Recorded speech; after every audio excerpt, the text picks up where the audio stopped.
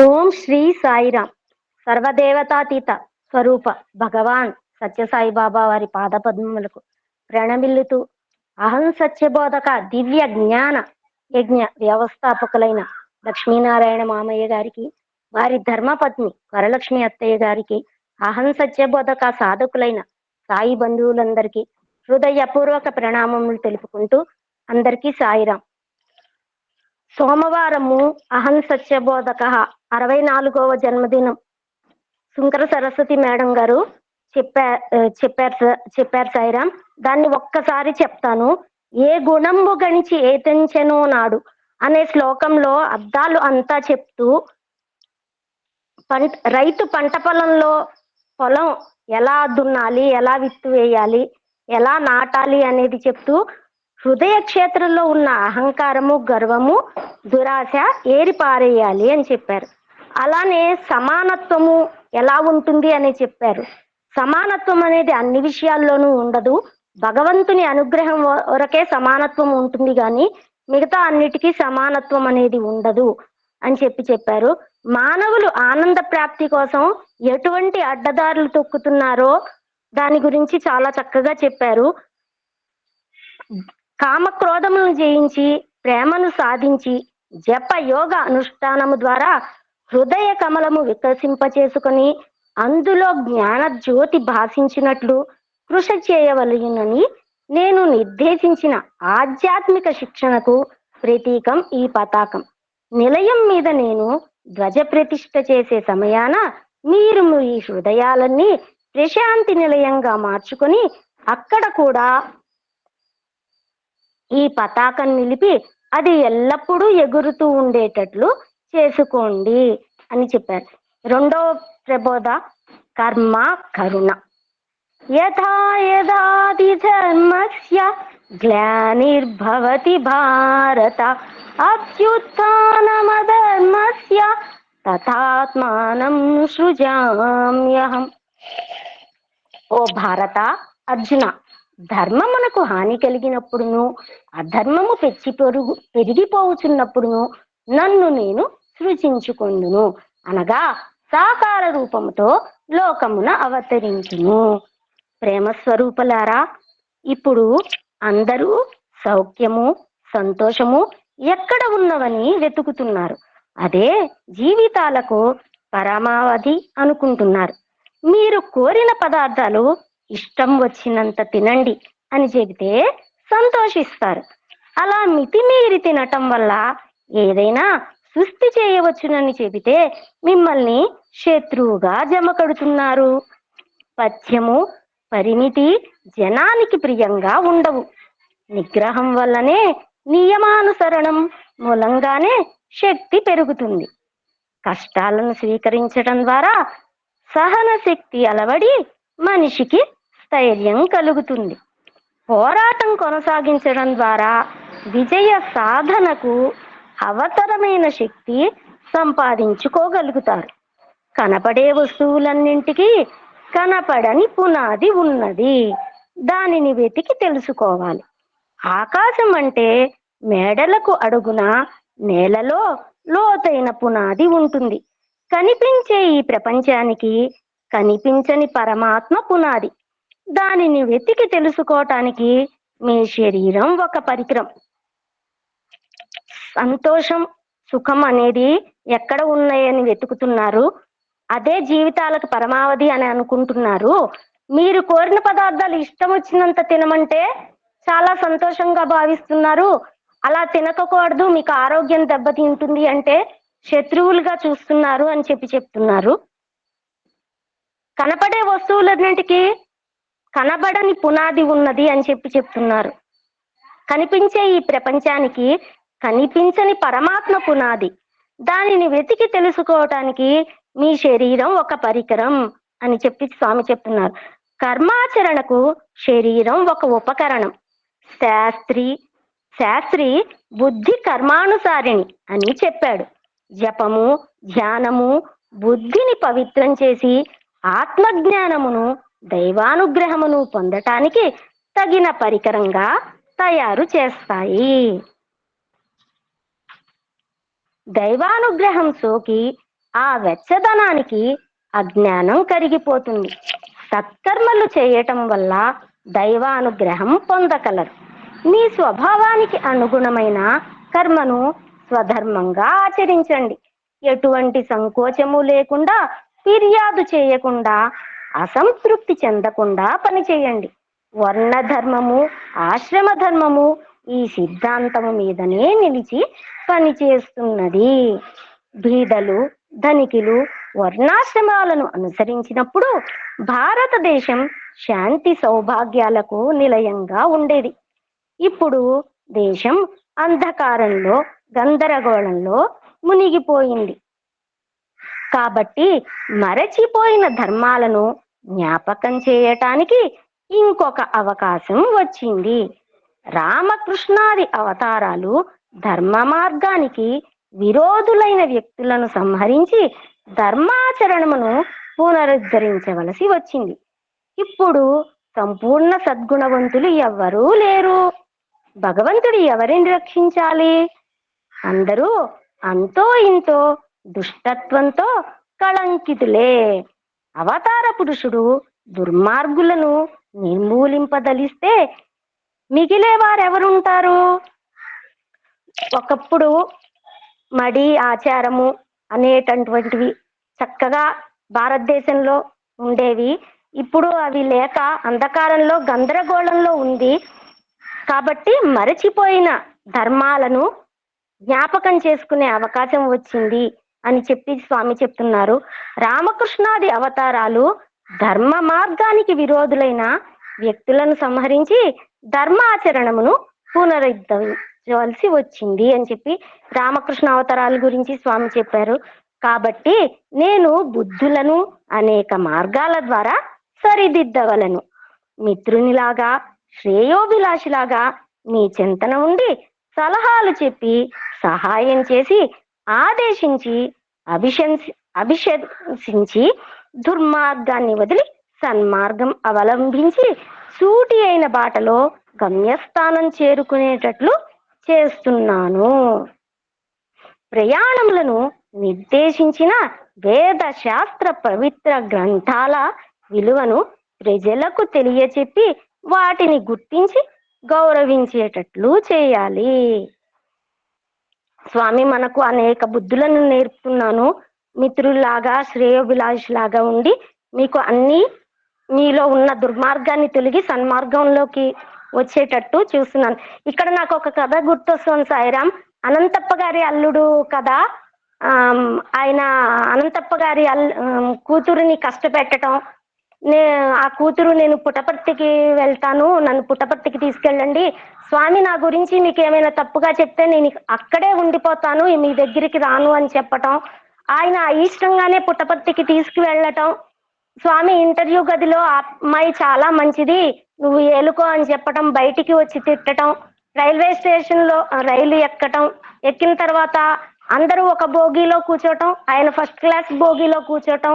స్వామి వచ్చి ఆయన్ని చెంపలు వాయించి నేను చెప్తే వింటావా వినవా అని చెప్పి అడగటం. అప్పుడు ఆయన మారటం, వాళ్ళందరూ సంతోషంగా ఉండటం. సామధాన భేద దండోపాయాలు అని ఈ కథ అర్థము అనిపించింది సాయిరాం, అందుకే చెప్పాను. ఆత్మ సాక్షాత్కారమునకు శరణాగతి. అర్జునుని సంపూర్ణ శరణాగతి మూలంగా అతను చేసిన యుద్ధం యజ్ఞంగా పరిణమించింది.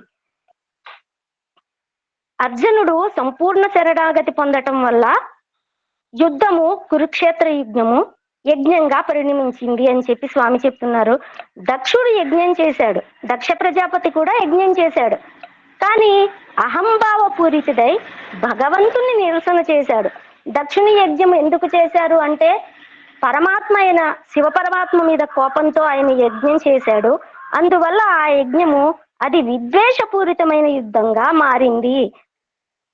మీ అహంభావంతో సర్వశక్తి సమన్వితుడైన భగవంతుని ఎదురు తిరగవద్దు.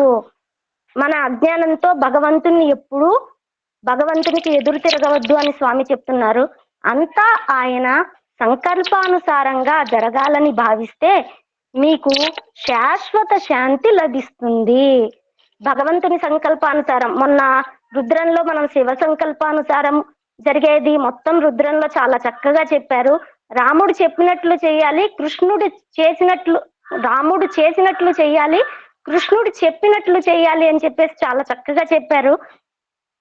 పూర్వజన్మల కర్మను ఈ జన్మలో అనుభవించాలని, భగవద్ అనుగ్రహం ఎంత ఉన్నప్పటికీ దానిని తప్పించలేరని మీరు అనుకోవచ్చు. పూర్వజన్మలో చేసిన పాపాలన్నీ మనం ఈ జన్మలో అనుభవిస్తాము అని చెప్పి అంటారు. మీరందరూ అలానే భావిస్తున్నారు అని స్వామి చెప్తున్నారు. ఈ విధమైన బోధ మీకు ఎవరో చేసి ఉంటారు, అందువల్ల మీరు ఆ విధంగా తలుస్తున్నారు. ఆ విధంగా కర్మను అనుభవించవలసిన అవసరం లేదని నేను అభయం ఇస్తున్నాను. స్వామి చెప్తున్నారు, కర్మను అనుభవించవలసిన అవసరం లేదు అని నేను మీకు గట్టిగా చెప్తున్నాను అని చెప్తున్నారు. తీవ్రమైన బాధ కలిగినప్పుడు వైద్యుడు మత్తు ఇంజెక్షన్ ఇస్తాడు. శరీరానికి ఆ బాధ తెలియదు. బాధ ఉన్నప్పటికీ తెలియకుండా మత్తు మందు వంటిది దైవానుగ్రహం. మీరు అనుభవించవలసిన కర్మ యొక్క తీవ్ర బాధను అనుగ్రహం హరిస్తుంది. కొంతకాలం తరువాత పనిచేయని మందులు కొన్ని ఉన్నవి. ఆ విధంగానే కర్మఫలం అనుభవానికి రాకుండా పోతుంది. కర్మఫలం అనుభవించవలసి ఉన్నప్పటికీ దాని బాధ లేకుండా తెలియకుండా చేస్తుంది అనుగ్రహం. భగవంతుడు కర్మఫలం నుండి పూర్తిగా రక్షించగలడు. గురు పూర్ణిమకు వారం దినముల ముందు ఒక భక్తుని పక్షవాతము, హృద్రోగమును నేను అనుభవించి అతన్ని రక్షించాను. లలాట లిఖితం చెరిపివేయలేము అనటం పొరపాటు. కిందటి జన్మలో చుట్టుకున్న కర్మను ఈ జన్మలో అనుభవించక తప్పదనటం కూడా సరికాదు. అనుగ్రహం అన్నింటినీ రద్దు చేయగలదు. దానికి ఏ ఆటంకాలు లేవు. అది సర్వశక్తివంతమైన అనుగ్రహం అని మరువకండి. స్వామి చెప్తున్నారు, పూర్వజన్మలో చేసిన కర్మలు ఈ జన్మలో అనుభవించాలని ఎవరో చెప్పారు, కానీ అది కరెక్ట్ కాదు. మనకు శరీరానికి బాధ కలిగితే డాక్టర్ మత్తుమందు ఇచ్చి దాన్ని మత్తుమందు ఇచ్చి మనకు ఆ బాధని లేకుండా తెలియచేస్తారు. కర్మ యొక్క తీవ్ర బాధ అనుగ్రహం రూపంలో మనకు భగవంతుడు ఇస్తాడు అని చెప్తున్నారు.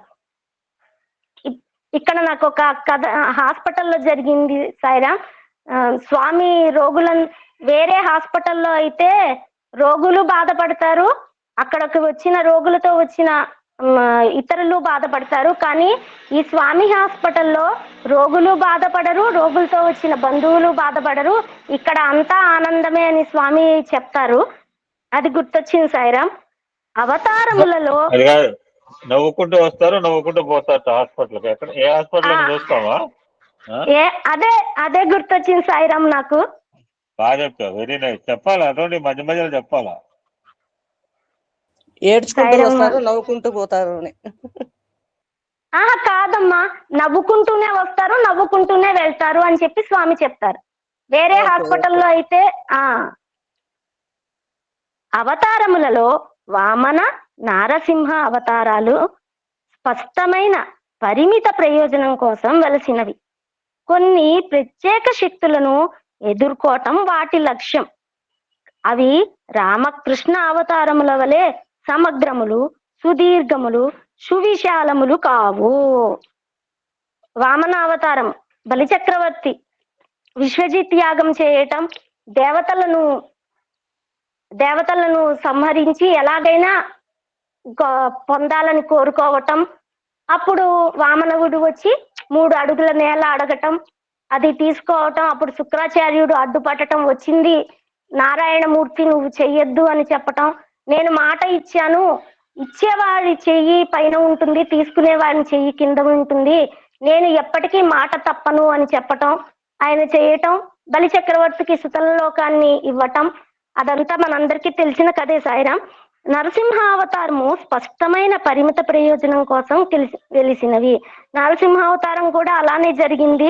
ప్రహ్లాదుని కోసం నరసింహ అవతారము స్తంభంలో రావటం మనందరికీ తెలిసిన కదా.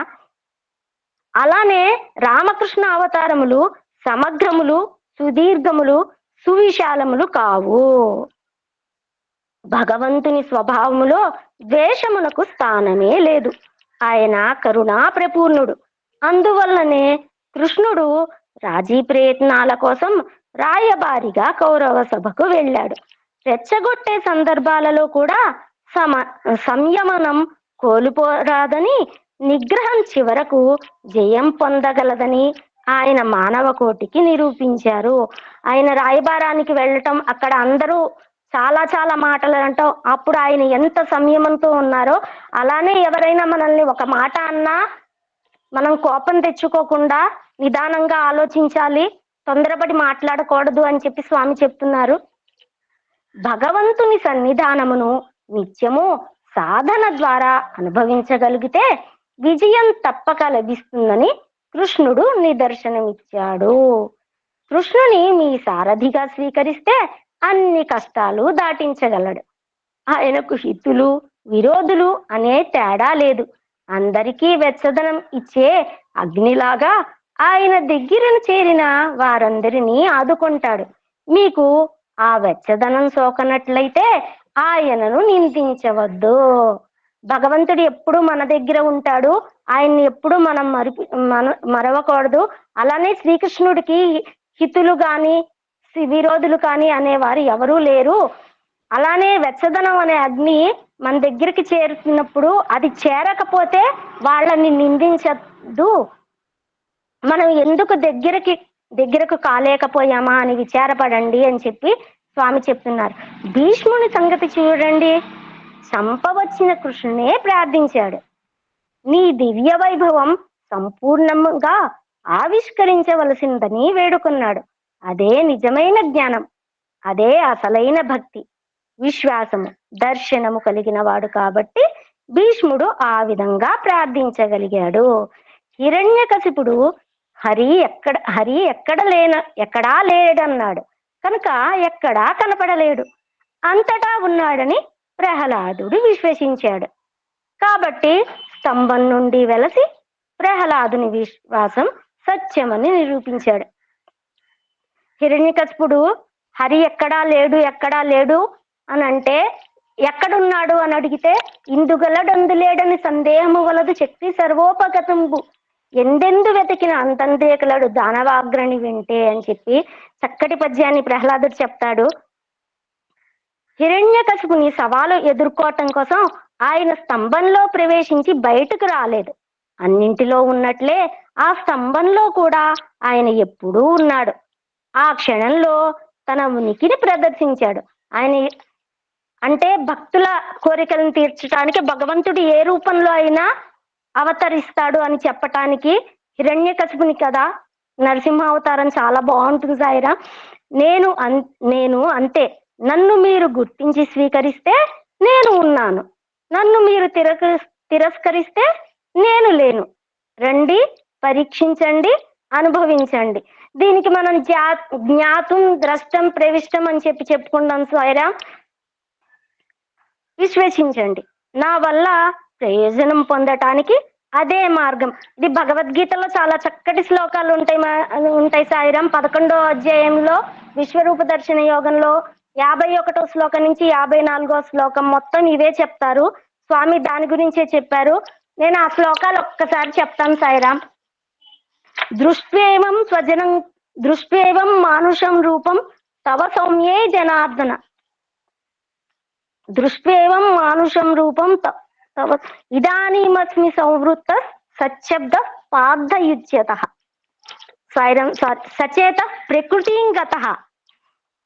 అలానే శ్రీ భగవాన్ వాచ సుదుర్దర్శదూతం రూపం దృష్టమానపి యన్మమ దేవా అప్యస్య రూపస్య నిత్యం దర్శన కాంక్షిణః.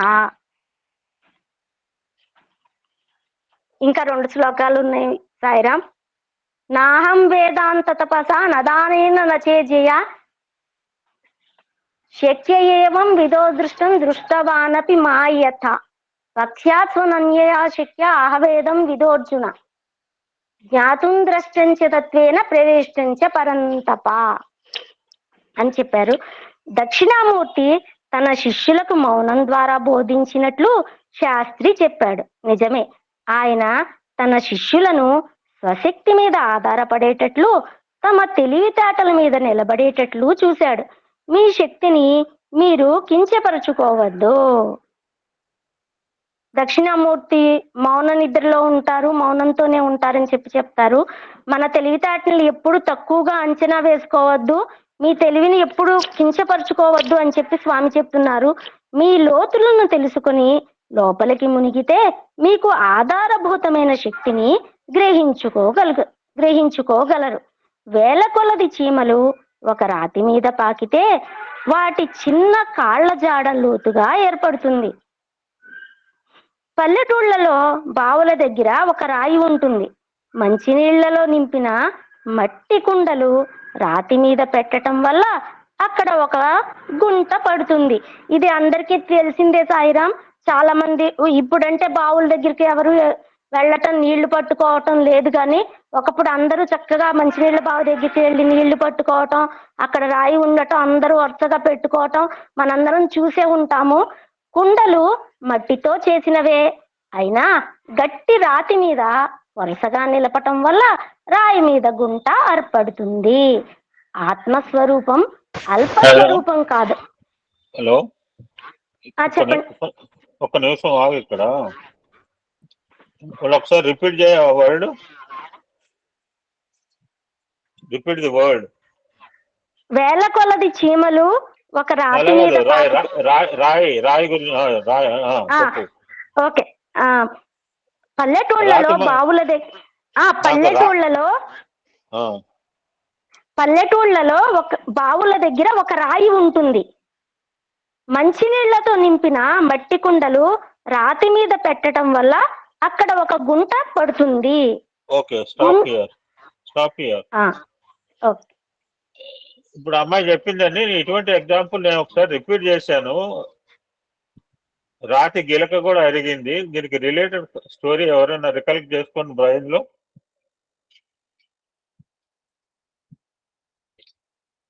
రాతితో చేసిన గిలక తాడు పెట్టి లాగేటప్పటికి రాతి గిలక అరిగింది. దానికి రిలేటెడ్ ఒక కథ ఉంది. ఒక మహనీయుడు, గ్రేటెస్ట్ పర్సనాలిటీ. కాళిదాస్. నో.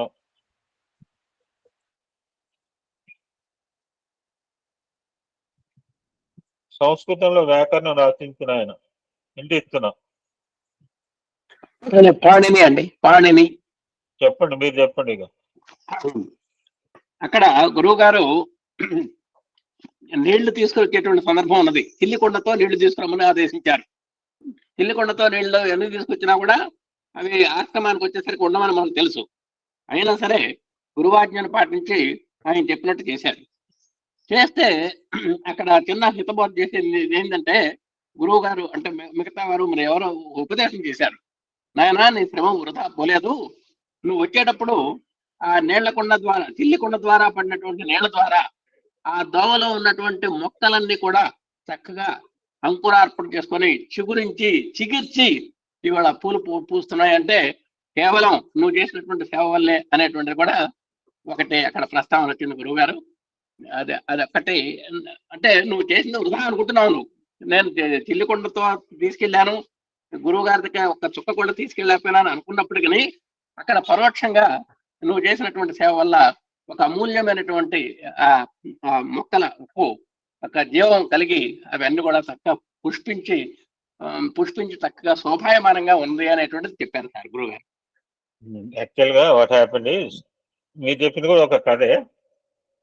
అది ఒక కొండకే పరిమితమైంది. రెండవ కొండకి ఆ చెట్లు కూడా చిల్లికొండనే చూసేట. అదొక కథ సార్. యాక్చువల్ ఇక్కడ కథ ఏంటంటే, ద సోకాల్ పర్సన్, ఆ పాణి అనే ఆయన అల్లరి తెల్లరుగా స్వామి వివేకానంద లాగా, జగదీశన్ లాగా అల్లరి తెల్లరుగా పెరిగేవాడు. ఆ అల్లరి ఏమైందంటే, కృష్ణుడు అల్లరి అంటే అందరు భరించారు. నేను అల్లరి చేస్తే తీసి బొక్కలో పెడతారు ఇక్కడ తొరపకంలో. మీరు అల్లరి చేస్తే అంతే చేస్తారు సార్, నన్నే కాదు. మనం రీజన్ చేస్తే తీసుకుపోయి బొక్కలో పెడతారు. కృష్ణుడు పెట్టలేదు. ఈ పాణిని కూడా చిన్నప్పుడు తట్టుకోలేక ఇరుగు పొరుగు ఏం చేసిందంటే, వీటిని మేము భరించలేకపోతున్నామో తీసుకుపోయి ఏమన్నా రెసిడెన్షియల్ స్కూల్లో పడేయి అని సలహా ఇచ్చారు. ఆ రెసిడెన్షియల్ స్కూల్ ఎక్కడ ఉందంటే జంగల్లో ఉంది, ఆశ్రమం పాఠశాల. మీరు అక్కడికి వెళ్ళారు. అక్కడికి వెళ్ళిన తర్వాత మనస్సు అంత తొందరగా మారుతుందండి? అది మారదు. వీడు అక్కడ కూడా అదే పద్ధతి అవలంబించాడు. ఇంటి దగ్గర ఉండేవాడు. ఇక్కడ ఒక సామెత ఉంటుంది, తాను చెందిన కోతి వనమల్లా చెడుస్తుంది. వాడు స్పాయిల్ అవుతా కాకుండా ప్రహ్లాద్ తీసుకుపోయి అక్కడ పడేస్తే అందరి చేత హరినామం చెప్పించాడు చండామార్కులు దగ్గర. వీడు అదే పద్ధతి ఉండేకి గురుగారు డౌట్ వచ్చింది, వీడు నాశనం కాకుండా he may spoil everybody also. బిడ్డ నీకు ఇక్కడ చదువు అవ్వదు, ఏమైనా కూలినాలు చేసుకుని బతుకుపో. ఎట్లా చెప్తున్నారంటే నీ చేయి చూపించడా అన్నారు. చేయి చూపించాడు. నీకు చదువు రావాలంటే పైనుంచి కింద దాకా జరిపోతులో ఒక గీత ఉండాలిరా, ఆ గీత నీకు ఆనవాళ్ళే లేదురా, అందుకని నువ్వు వెళ్ళిపో అని చెప్పాడు. మీ అమ్మ కొట్టినా తిట్టినారే, ఇక్కడ ఉపయోగం లేదు బిడ్డ, నువ్వు వెళ్ళిపో, గో గెట్ అవుట్. ఇక వెళ్తున్నాడు. వెళ్తుంటే దారిలో దాహం వేస్తుందా, ఈ యొక్క గిలకబాయి దగ్గర అమ్మాయి చెప్పినట్టు చాలా బాగుండేది ఆ రోజు. అంతా ఇప్పుడు రోజుల్లో ప్రతి రూమ్ లో నల్లాలు వచ్చినాయి. నల్లాలు వచ్చి నల్లుల్లాగా అయిపోతుంది. నాకు చక్కగా 10 అమ్మలక్కలు కావచ్చు, అయ్యలుగా బావి దగ్గర కలుసుకుని ఎంత చక్కగా మాట్లాడుకునే వాళ్ళము. మంచి టైం పాస్ అయ్యేది అమ్మలక్కలకి అయితే. అయ్యలక్కలు కూడా నాటు అమ్మలక్కలు. దాహం వేస్తుంటే ఎవరినో అడిగాడు, ఒక శ్రీమూర్తి గిరిజ లాంటి ఆ అమ్మాయి. నీళ్ళు అడిగితే అన్నం కూడా పెడుతుంది. ఆ అమ్మాయి నీళ్ళు అడగాలి కానీ అన్నం కూడా పెడుతుంది గిరిజ. ఆ ఆగు బిడ్డ, ఫ్రెష్ గా తోడి పోస్తా అని చెప్పి గిలక వేసి ఆ బొగ్గ వేసి తోడుతుంటే పిల్లవాడి దృష్టి ఆ గిలక మీద పడింది. సార్ నేను ఒక మాట సార్, నేను మారను అన్నవాడు ఎటువంటి వాడు మొండివాడైనా ఏదో సిచ్యువేషన్ వస్తే మారుతాడు sir. Time had to come. Time రావాలని చెప్పి కూర్చోకూడదు మనం. మళ్ళీ అలా చెప్తా అలా చెప్తా. నేను ఇంతే అంటే నడవదు. ఆ చూసేకి ఇట్లలో ట్రాన్స్ఫర్మేషన్ వచ్చింది. ఇందాక అమ్మాయి చెప్పాను, రాయి గీలక ఏంటి, ఈ యొక్క తాడు పెట్టి గుంజగా రాయి గీలక అరిగిపోవడం ఏంటి, నాకు చదువు రాదంటాడేంటి, జరుపుతులని గీత లేదంటాడు చెప్పి నీ కడుపు నిండా నీళ్ళు ఆగేసి పక్కకు పోయి ఒక ఏదో సినిమాలో నాగేశ్వరరావు, ఎస్సీ రంగారావు, సావిత్రి సినిమాలో కత్తి లాంటి రాయి తీసుకుని పైనుంచి కింద దాకా అరచేతిలో గీసుకొని, కుడి చేతిలో గీసుకుని మరలా పోతాడు. ఎందుకు వచ్చినవురా అంటే, ఇందాక గురుగారు మీరు ఏమన్నారో నీకు అసలు చదువు రేఖ లేదురా, విద్యారేఖ లేదురా. చేతిలో రేఖలు ఉంటాయట, అది శాస్త్రం తెలిసిన వాళ్ళకి ధనరేఖ, విద్యారేఖ, సంతాన రేఖ, ఐ డోంట్ నో. మన చేతిని భగవంతుడికి అప్పచెప్తే సరిపోదు. మన చేతిలో రాతలని ఇందాక అమ్మాయి చెప్పింది, తల రాతనే మారుస్తాడు, చేతి రాత మారదండి, నమ్మాలే కానీ. సో ఏదంటే మీరు గీత లేదన్నారు, ఇప్పుడు చూడండి పెద్ద గీత ఉంది అనేప్పటికీ గురుగారు నిశ్చేష్టుడయ్యాడు. అప్పుడు వీళ్ళు పట్టుదల వచ్చిందని చెప్పి వాడి మీద టేకన్ ఎక్స్ట్రా కేర్, ఎక్స్ట్రా క్లాసులు తీసుకోవడం వల్ల అద్భుతమైన సంస్కృత భాషకి వ్యాకరణం రాసిన మహనీయుడండి ఇది. కంటిన్యూ గిరిజ.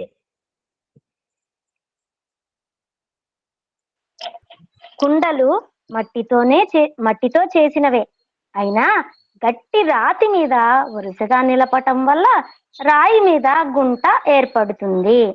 ఆత్మస్వరూపం అల్పస్వరూపం కాదు.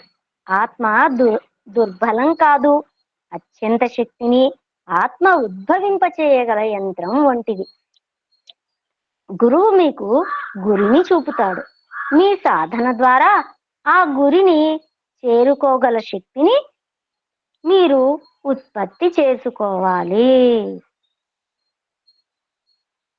23/11/1964 సాయంకాలం ప్రశాంతి నిలయంలో భగవాన్ శ్రీ సత్యసాయిబాబా వారి జన్మదిన సందేశము.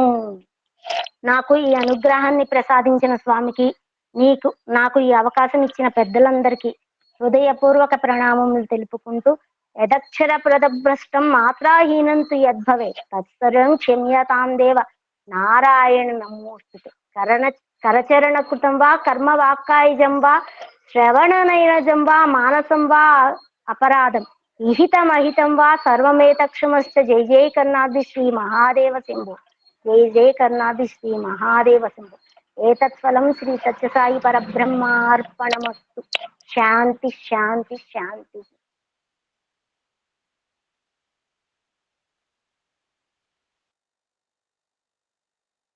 ఓం శ్రీ సాయిరాం. అద్భుతంగా చెప్తా ఉన్నావు. నీకు టైం కుదిర్చుకున్నావు. నేను సుఖం తిన్నాను. ఈసారి ఇస్తాను, ఎక్స్ట్రా ఇస్తాను మొత్తం. శ్రీరామ రామ రామేతి రమే రామే మనోరమ సహస్రనామ తత్తుల్యం రామనామ వరానని. ఇప్పుడు చెప్పిన ఇన్ని రోజులు నీకు వారం రోజుల పాటు చెప్పిన విషయాలు విద్యార్థులకు స్వామి భిన్న సందర్భాల్లో ప్రస్తావిస్తూ పురాణ పురుషులు, అవతార పురుషులు కాకుండా భక్తుల చరిత్రలు కూడా మేళవించారు.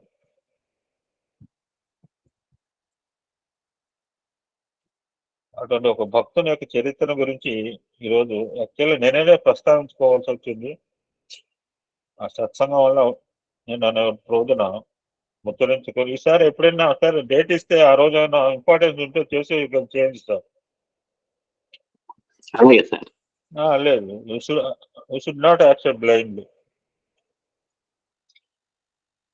అలాగో రాముడి గురించి మనం ప్రస్తావన చేసుకుంటున్నాం. రామాయణ ప్రస్తావన వచ్చింది. నిరంతర రామచింతనలో ఉన్న త్యాగరాజ స్వామి ఆరాధన వస్తుంది నిన్నటి రోజున 177వ ఆరాధన దినోత్సవం. అసలు లోపల బాధేసింది. నేను ఆయన గురించి అనుకోలేకపోయామే అన్నాడు. గాంధీ గారికి ప్రస్తావన కూడా చేసుకోలేకపోయాను నేను ఆ సత్సంగం. ఆ విధంగా పుష్యమాస బహుళ పంచమి ఆ యొక్క త్యాగరాజ స్వామి ఆరాధనోత్సవం. స్వామివారు స్వదస్తులతో త్యాగరాజు గారి గురించి అద్భుతంగా రాశారండి. What Swami narrated about Tyagaraju. ఈరోజు కొన్ని విషయాలు తెలుసుకునే ప్రయత్నం చేద్దాము. ఏదైనా రామాయణమే. నిరంతర రామచింతనలో ఉన్న మహనీయుడి గురించి తెలుసుకోవడం అంటే రాముడి గురించి తెలుసుకున్నట్టే. స్వామి హ్యాండ్ స్క్రిప్ట్ లో రాసిన మెసేజ్ అండి త్యాగరాజు గారి గురించి. అదృష్టం ఇవన్నీ స్వామి యొక్క చేత్తో ఉత్తరాలు దగ్గర ఉండటం చాలా ఆనందంగా అనిపించింది నాకు.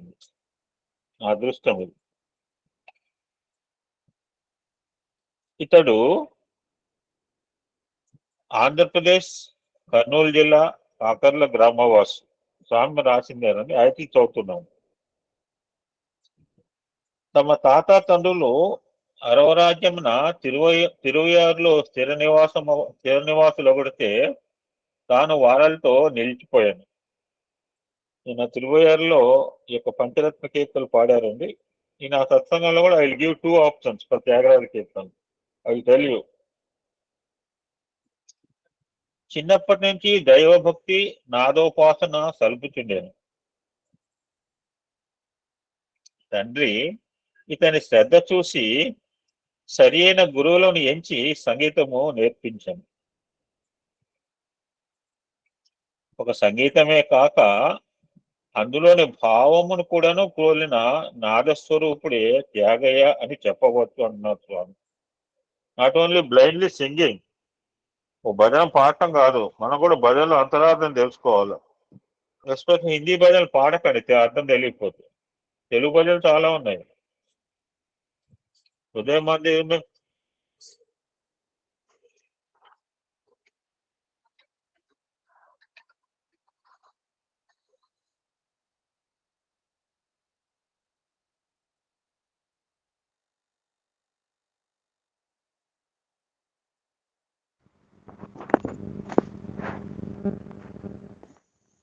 వినపట్లేదు సార్.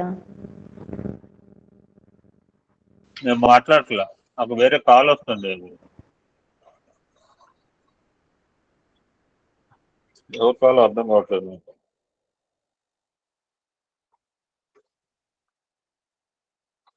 తండ్రి సంగీతమే కాక అందులో భావాన్ని కూడాను బోలిన నాదస్వరూపుడు త్యాగం అని చెప్పారు.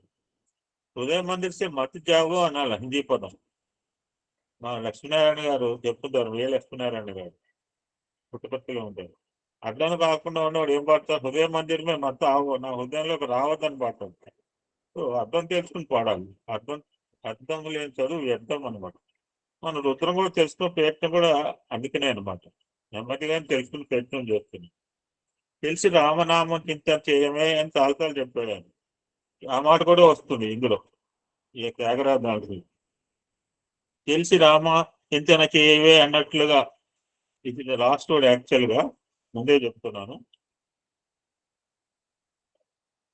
ఏకాంత సమయమున తన భావ రాగ తాళ, భారత అంటే ఇది భావము రాగము తాళయుక్తమైనది భారతదేశం.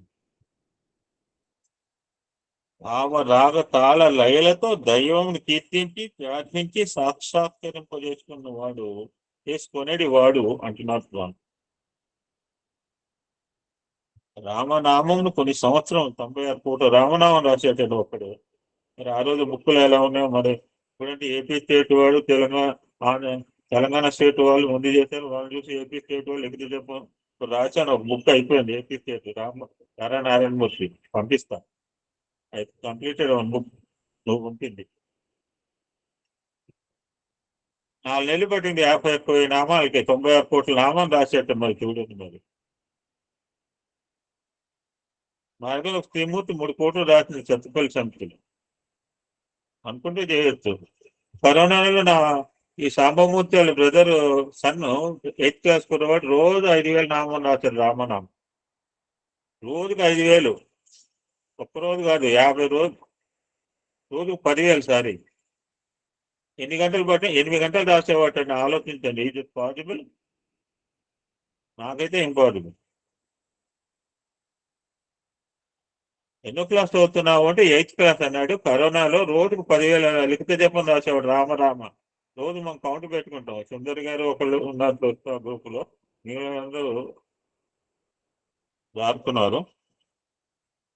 50 days రాశాడు. 5 లక్షలు రాశాడు 50 రోజుల్లో. రామనామమును కొన్ని సంవత్సరాలు చేసి దీక్షను పూర్తిగా ఉంచి ఆనాటి రాత్రి రామదర్శనం అందుకున్న అదృష్టం ఉంటుంది. ధన కనక వస్తు వాహనాదులను తుచ్చంగా భావించి రాముడే తన సర్వస్వముగా విశ్వసించి సంచరించే నిశ్చల చిత్తులు అంటున్నారు స్వామి. నిరంతర రామ పూజ నిమగ్నుడు. ఒకనాడు తంజావూరు రాజా అతన్ని ఆస్థానానికి పిలిపించి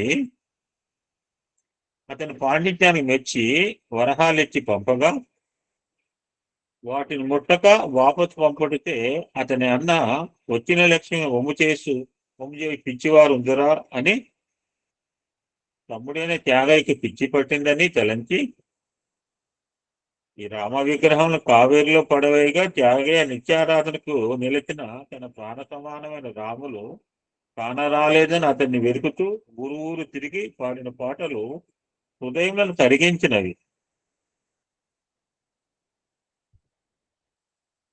అవి పండితుడు పాడినవి కావు. ఈ పాటలన్నయు భావావేశముచే ఆయా సమయములందు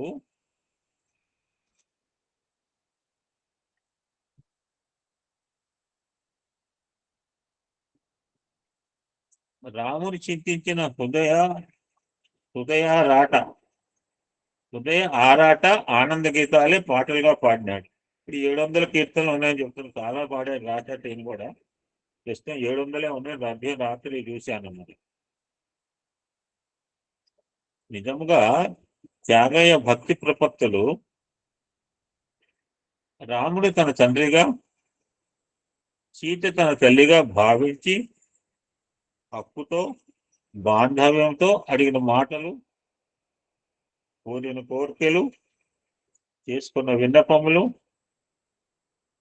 ఆత్మ సంబంధముగా చూపినవే కానీ అన్య ప్రదేశాలు కావు. నేను మనకి గిరిజాసాలు వచ్చి ఒక మాట ఉందండి. నాకు ఆశ్చర్యం అనిపించింది అనమాట. ఇంకా ఎక్కువ రాశాడమ్మా.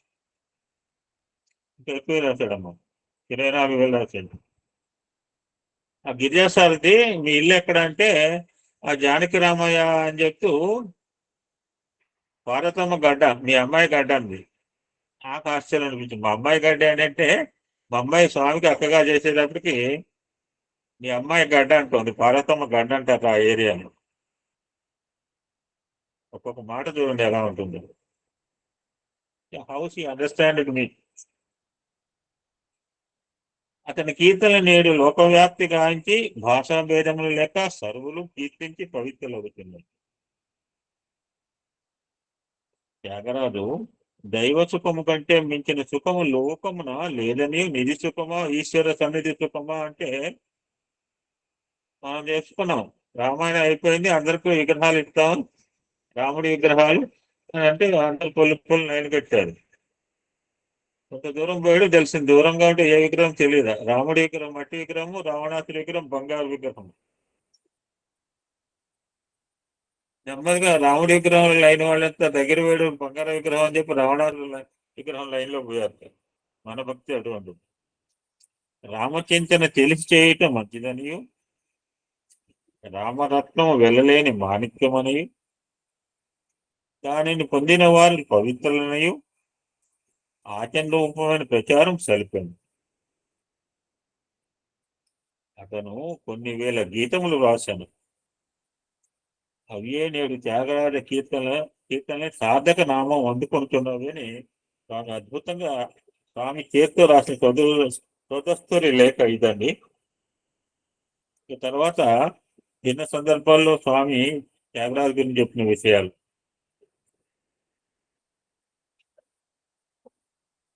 త్యాగరాజు పూర్వీకులు ముత్తాతలు కర్నూలు జిల్లా కాకర్ల అనే పల్లెలో నివసించేవారు.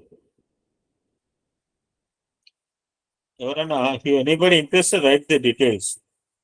పంచనద బ్రహ్మం త్యాగరాజు ముత్తాత. పంచనద బ్రహ్మం ఇతను బీద కుటుంబం నందు జన్మించడం చేత, మీరు చెప్పేది ఎంత గూగుల్లో త్యాగరాజు అంటే మొత్తం వస్తున్నా గూగుల్లో ఎత్తుకోవచ్చు, నేను వద్దంటే అని స్వామి మాటలు రావు. బీద కుటుంబం నందు జన్మించడం చేత సంసారం గడుపుకోవడం కష్టమైంది. ఆ కాలంలో కృష్ణదేవరాయల వల్లే తంజావూరు మహారాజు గాయకులను, కవులను, పండితులను పోషించడంలో గొప్ప పేరు పొందాడు. ఈ వార్తను మిత్రుల ద్వారా విని పంచనద బ్రహ్మం అంటే తాతగారు కుటుంబంతో తంజావూరు చేరుకున్నాడు. ఈ పంచనద బ్రహ్మానికి 5 కొడుకులండి. సదాశివ బ్రహ్మం, పేరు చూడండి ఎలా ఉన్నారు. ఇప్పుడు మన పేర్లు పెట్టుకుంటే నేనైతే ఒక్కొక్కసారి 5-10 సార్లు అడిగినా నాకు ఆ పేరు అర్థం కాదు. పంచనద సదాశివ బ్రహ్మం, సదానంద బ్రహ్మం, సచ్చిదానంద బ్రహ్మం, బాలబ్రహ్మం, గిరిరాజ బ్రహ్మం. 5 కొడుకులు. ఎవరికి? పంచనద బ్రహ్మానికి. పేరు తగ్గట్టే 5 కొడుకులు చూడండి. ఈ గిరిరాజ బ్రహ్మం గొప్ప పండితుడు, గొప్ప కవి, గొప్ప గాయకుడు. అతని 3వ కుమారుడు రామబ్రహ్మం. పంచనద బ్రహ్మం కొడుకు గిరిరాజ బ్రహ్మం, గిరిరాజ బ్రహ్మం కొడుకు రామబ్రహ్మం. రామబ్రహ్మంకు 3 కుమారులు. మొదటి కుమారుడు జపేశుడు, 2వ వాడు రఘునాథ్, ఇతనినే రఘునాథమని పిలిచేవాడు. 3వ కుమారుడు త్యాగరాజు. త్యాగరాజు ఫాదర్, ఆయన ఫాదర్ ముగ్గురు. మొత్తం 3 తరాలు తెలిసిన పేర్లు మనకి. త్యాగరాజు గర్భంలో ఉండినప్పుడు తల్లిదండ్రులు ఇరువురు కూడా చాలా విచారించేవారట. యాక్చువల్గా గర్భంలో ఉన్నప్పుడు తల్లి విచారించకూడదు. ఎందుకంటే తల్లి ఆహారంతో పాటు మనం లీలావతి గురించి తెలుసుకున్నాం. ఇంకొక శ్రీమూర్తి ఎవరు గర్భంలో? అర్జునుడి భార్య సుభద్రండి. ఉత్తర అభిమన్యుడి భార్య ఉత్తర.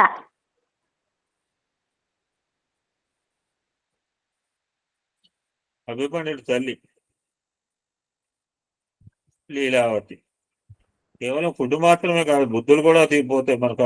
తల్లి తల్లి తల్లి బుద్ధులు. తల్లి మంచిగా స్మోకింగ్, ఈ యొక్క సౌత్ ఆఫ్రికా మ్యాచ్ల్లో క్రికెట్ చూసుకుంటూ డ్రింకింగ్ చేస్తుంటే చిన్నపిల్లలు కూడా ఎండిపోతుంటాయి. ఈ త్యాగరాజు గడుపులో ఉన్నప్పుడు తల్లిదండ్రులు ఒకటే దుఃఖపడేవాడు. ఎందుకో చూద్దాం. త్యాగరాజు తాతలు ముత్తాతలు మహా విద్యావంతులుగా, గుణవంతులుగా, సదాచారులుగా పేరు పొందిన వాడు. ఇప్పుడు త్యాగరాజు కంటే ముందు ఇద్దరని చెప్పుకున్నాం. ముందు పుట్టిన జపేశ రఘునాథములు చదువులో చాలా వెనుకబడిపోయినారు. స్కూలుకు పంపితే వెళ్ళేవారు కాదు. ఎక్కడో తోటలు అడవులు తిరుగుతూ కాలం వ్యర్థం గావించేవారు. రామబ్రహ్మ అంటే తండ్రి. తమ బిడ్డలు ఇరువురు తనకు అపకీర్తి తెస్తున్నారు, చాలా పరితపించేవాడు. మూడో గర్భం రావటం చేత తల్లిదండ్రులు లేరు. ఈ బిడ్డ ఎలాంటి వాడవుతావు బయటపడేదాకా తెలుస్తావు కదా, లోపల ఏముందో తెలియదు. ఇప్పుడంటే స్కానింగ్లు వచ్చినాయి, పూర్వకాలంలో స్కానింగ్ లేవు కదా. ఈ బిడ్డ ఎలాంటి వాడవుతాడో అని చాలా విచారపడేవారు. విచారం కారణం ఏంటంటే ఇంతకుముందు ఇద్దరు సోంబేరి వెధవులు వారి కుటుంబానికి అప్రతిష్ట చేస్తున్నారు. ఇప్పుడు మూడవ కడుపు వీడెట్లుంటాడని అది విచారం. ఒకనాడు రామబ్రహ్మములకు కలలో ఎవరో కనిపించి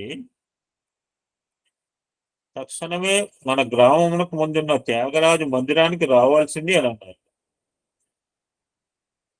ఇక్కడ మనం గుర్తుపెట్టుకోవాలి, త్యాగరాజుకి పుట్టక ముందే త్యాగరాజు మందిరం ఉందండి అక్కడ. రామబ్రహ్మం ఏదో స్వప్నమని అలక్ష్యం చేశాడు. మరి 1 గంటకి ఎవరో తలుపులు తట్టారు. తలుపులు తీస్తే ఒక వ్యక్తి కనిపించి, రామబ్రహ్మం నువ్వు చాలా విచారిస్తున్నావు, నా వెంటరా అంటూ రామబ్రహ్మాన్ని పిలుచుకుని ఊర ముందున త్యాగరాజు మందిరానికి వెళ్ళాడు. అదే చెప్తున్నాడు ఇప్పుడు స్వామి. తిరువయ్యారులో గాయకుడు త్యాగరాజు పుట్టకపోవడమే త్యాగరాజు మందిరం ఒకటి ఉంటున్నది. అక్కడికి వెళ్ళిన తర్వాత రామబ్రహ్మం, నీ పుట్టబోయే కుమారుడు నా అనుగ్రహ ప్రసాదం. అతడు మహాభక్తుడు, గొప్ప కవి, అనేక విధములుగా లోక ప్రఖ్యాతి పొందగలడు. ఇలాంటి కుమారుడు నీకు అనుగ్రహిస్తున్నాను అన్నాడు. హూ ఆర్ యు, నీవెవ్వరు అని ప్రశ్నిస్తే త్యాగ బ్రహ్మము అని అంతర్ధానం అయ్యాడు.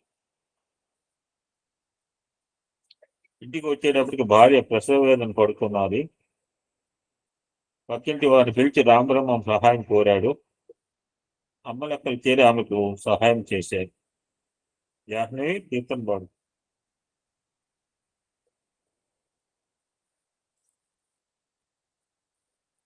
చారి గారు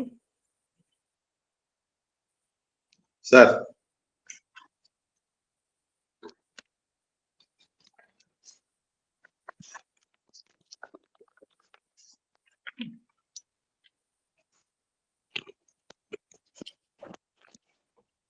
చెప్పండి సార్. చారి గారు సార్ సార్ చెప్పండి చెప్పండి సార్. త్యాగరాజు కీర్తన పాడండి సార్, త్యాగరాజు కీర్తన పాడండి.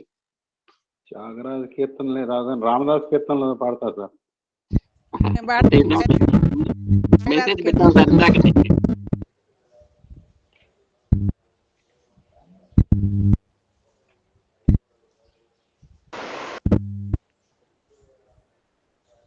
ఎందుకు చేతులు ఎత్తుతున్నారు?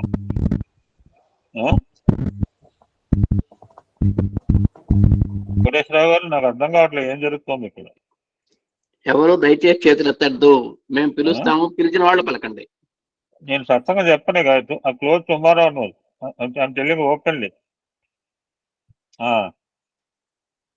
1400 రోజులే అయింది మనకి. ఇప్పుడు పాడమన్న వాళ్ళు ఏం పాడరు.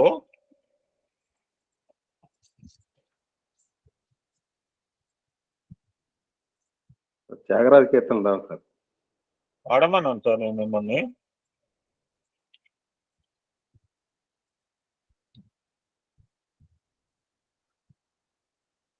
సాయిరామ్ ఎవరు పాడలేదంటే నేను పాడతాను సాయిరామ్. సాయిరాం చేతులు ఎత్తొద్దు, మేము పిలుస్తామండి, ఉండండి. త్యాగరాజు బాల్యం.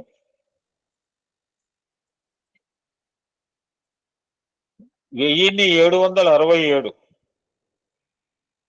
1767 అంటే 1700. స్వామి భాష అలానే ఉంటుంది, తెలుగు భాష. 1767 సంవత్సరం మే 4వ తేదీ.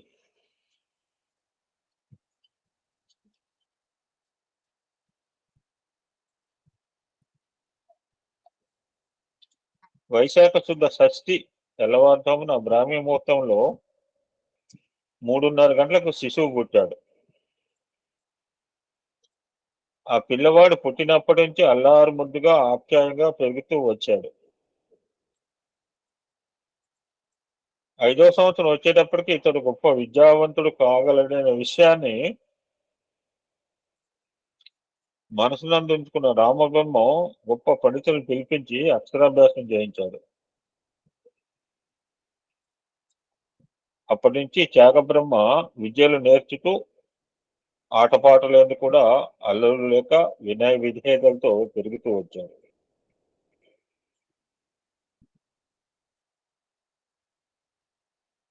ఒకనాడు ఇంటి ముందు పిల్లలతో ఆడుకుంటూ ఉండగా ఒక వ్యక్తి వచ్చి త్యాగరాజును రెప్పవాల్చకుండా చూస్తూ ఉన్నట్టుండి, త్యాగు, నన్ను మీ ఇంటికి తీసుకుని వెళ్ళు అన్నాడు. తన తల్లి త్యాగు అని పిలుస్తుండేది. ఇతను నూతన వ్యక్తిగా ఉంటున్నాడు, నా పేరేట్లా తెలుసును. ఇటువంటి సిచ్యువేషన్ 3-4 తెలుసుకున్నాం మనం. ఐ డోంట్ రిపీట్ ఇట్ అనుకుని అతని ఇంటికి తీసుకుని వెళ్ళాడు.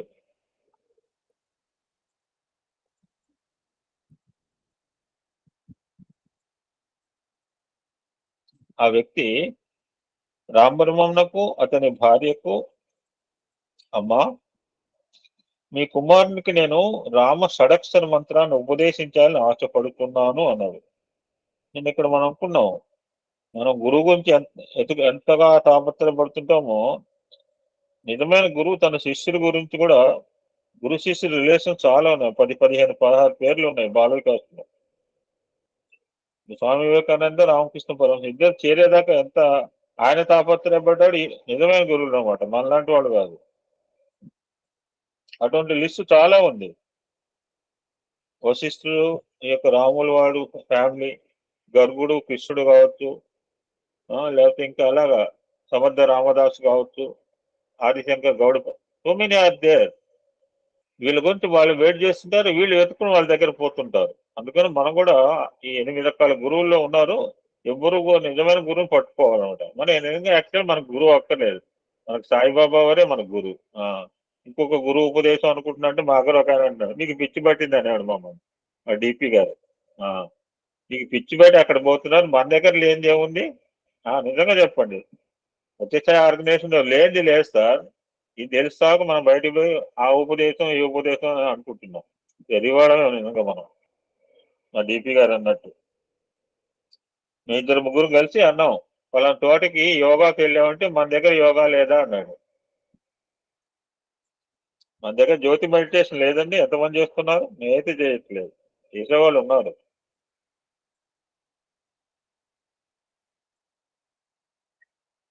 అతడు ఎవరోని విచారిస్తే రామకృష్ణానంద అని తెలిసింది.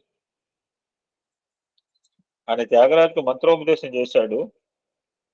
తల్లిదండ్రులు ఆనందించారు. ఏకాగ్రచిత్తుడే త్యాగరాజు అదే నామాన్ని జపిస్తూ వచ్చాడు.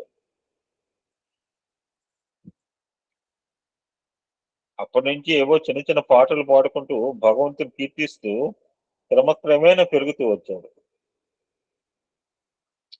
రామబ్రహ్మ ఆరోగ్యం క్షీణిస్తూ వచ్చింది. ఈ త్యాగరాజుకు సంగీతంలో చాలా అభిరుచి కలదని గుర్తించి సరైన గురువు దగ్గర సంగీత విద్యను చేయాలని ఆశించాడు.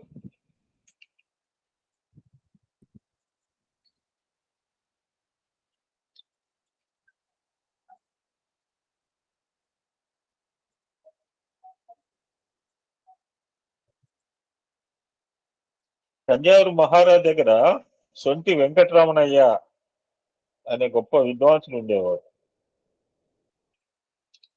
అతడితో మా బిడ్డకు సంగీతం అభ్యసింపవలనని ప్రార్థించి కోరాడు. ఆ బిడ్డ యొక్క సంగీత సంస్కారం ఉన్నదా లేదా అని సొంటి వెంకటరమణయ్య శృతిలయ రాగతాళములు మన దగ్గర టీవీలో చూస్తుంటాం. దాన్ని ఏదో అంటారు, ఫస్ట్ ప్రోగ్రామ్ ఒక 100 మందినో సెలెక్ట్ చేసే ప్రోగ్రామ్ ఏదో అంటారు, ఇంగ్లీష్లో నాకు తెలియదు. అందులోంచి 1-2 చరణాలు ఒక లైన్ పాడిన తర్వాత వాళ్ళకి యాక్సెప్టెడ్ అని ఏదో ఇవ్వటం జరుగుతుంది. దానికే ఒక దేశం మొత్తం మీద మెయిన్ సిటీల్లో పెడుతుంటారు ప్రోగ్రామ్స్. అలాగా నేర్పాలంటే ఇది ఎలా ఉందో టెస్ట్ చేయాలి అనుకున్నట్ట. ఇతని స్వరమును, మధుర కంఠమును, రాగతాల సంస్కారమును గుర్తించిన సొంటి వెంకటరమణయ్య ఇలాంటి శిష్యుడు చిక్కటం చాలా దుర్లభమును. నేను ఆయన చెప్పినట్టుగా సుగ్రీవుడికి ఇటువంటి దూత దొరికాడు, మనకు కూడా ఇటువంటి హనుమంతుడు దూతగా దొరికితే బాగుండని లోపల అనుకున్నాడు రామచంద్రమూర్తి, లక్ష్మణుడు హనుమంతుడు గొప్పతనం చూసి. ఇలాంటి శిష్యుడు చిక్కటం చాలా దుర్లభమని లోపల విచారించుకున్నాడు. అప్పుడు రామబ్రహ్మంతో, ఇక మీ బిడ్డ కాదు, నా బిడ్డగా చూసుకుంటాను అని చెప్పి తన ఇంటిలో పెట్టుకున్నాడు. త్యాగరాజుకు ఒక పాఠం ప్రారంభించి సొంటి వెంకటరమణయ్య తన గదిలోకి వెళ్ళాడు. చారి గారు ఇప్పుడు పాడండి.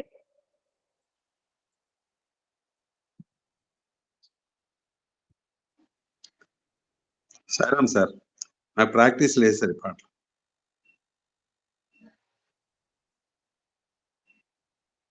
జాహ్నవి గారు సాయిరామ్, సాయిరామ్ జాహ్నవి గారు పాడండి. సాయిరామ్, త్యాగరాజ కీర్తన పాడండి. సాయిరామ్. శోభిల్లు సప్తస్వర, శోభిల్లు సప్తస్వర, శోభిల్లు సప్తస్వర, శోభిల్లు సప్తస్వర, శోభిల్లు సప్తస్వర, శోభిల్లు సప్తస్వర, శోభిల్లు సప్తస్వర, సుందరుల భజింపవే మనసా, శోభిల్లు సప్తస్వర, సుందరుల భజింపవే మనసా, శోభిల్లు సప్తస్వర.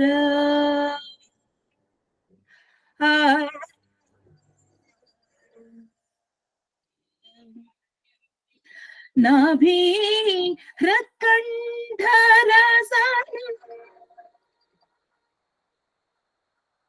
నాభి హృత్కంఠరసన,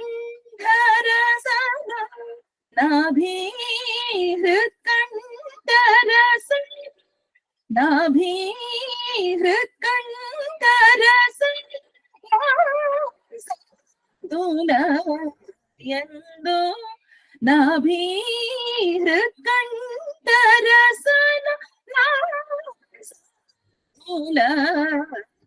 ఎందో సాసపన్ నిసని పమగ నిపమగరి సని సాస మగ పమని ప సని గరి స గరి స గమ పని సాస పసని పమని నిమని పమగ మా పస పమగరి సాస మాగరి స సాని పమ మాగరి స సగమ పని స సని పమ మగరి స సని ప ని స గరి స మగరి స పమని పమగరి స సని పమగరి స ని పని స గమ పని స ని పని స ని స గరి స మగరి స ని పని స గరి స మగరి స గమ ని మా ప స ని పమ ని స గరి స గమ పని శోభిల్లు సప్త స్వర సుందరుల భజింపవే మనసా శోభిల్లు సప్త స్వర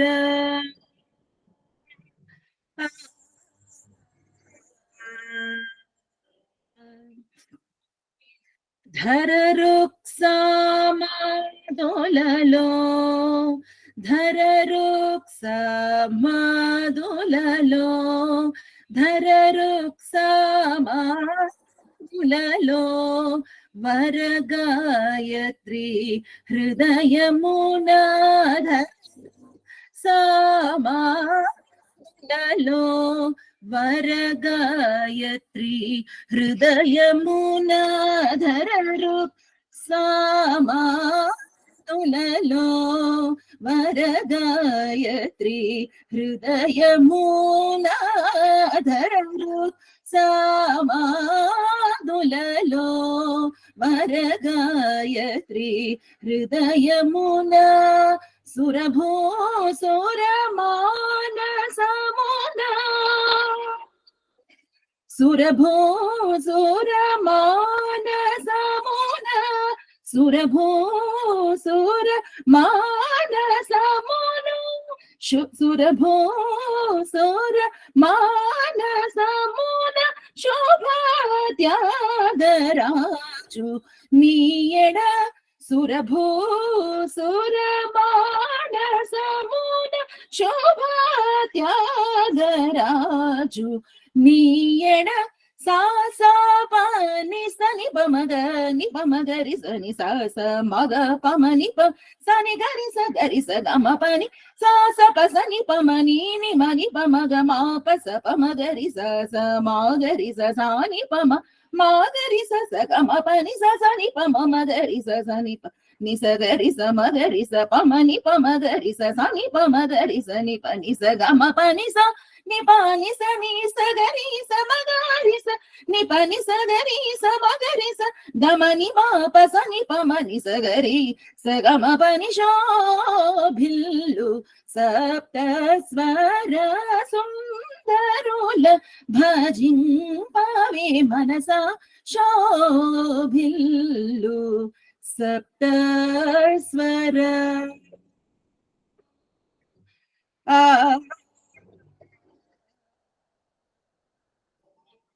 సాయిరామ్. సాయిరామ్.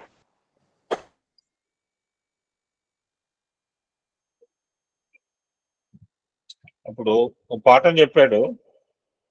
ఈ పాఠం వెళ్ళి తన గదిలోకి వెళ్తాడు. టీచర్లు అలానే. నేను 10th క్లాస్ మ్యాథమెటిక్స్ గురించి మా మాస్టర్ గారి దగ్గర పోయేటప్పుడు 69-70లో 2 లెక్కలు ఇచ్చేసి ఆయన పనిలోకి ఆయనకి వెళ్ళేవాడు. అప్పుడు త్యాగయ్య ఒంటరిగా ఒక పటం ముందు కూర్చుని తవ దాసోహం దోసోహం తవ దాశరథే రామ, నేను నీ దాసుడను అని పాడుతున్నాడు.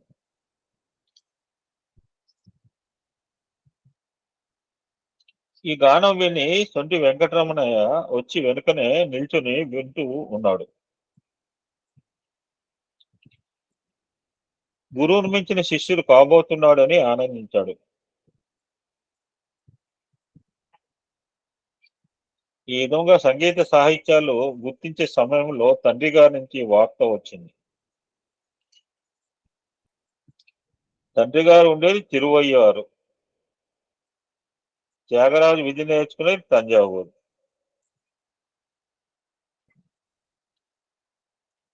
తండ్రి గారి ఆరోగ్యం క్షీణించింది. తక్షణమే రావాలని కబురు వచ్చింది. అప్పటికి త్యాగరాజుకు 16-18 సంవత్సరాలు ఉంటాయి. త్యాగరాజు కళ్యాణం కనులారా చూడాలని ఆశించాడు Ramarao. It's quite natural for any father. అందులో అనారోగ్యంగా ఉన్నవాడైతే తల్లిదండ్రులు తప్పకుండా కోరుకుంటారు.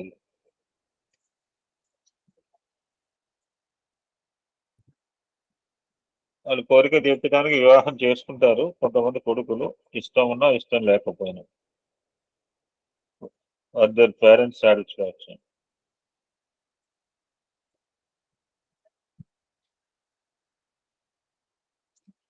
కాళహస్తి అయ్యంగారిని వీణలో గొప్ప విద్వాంసులు ఉండేవాట. ఇతనికి గిరిరాజు బ్రహ్మం గారికి చాలా స్నేహం.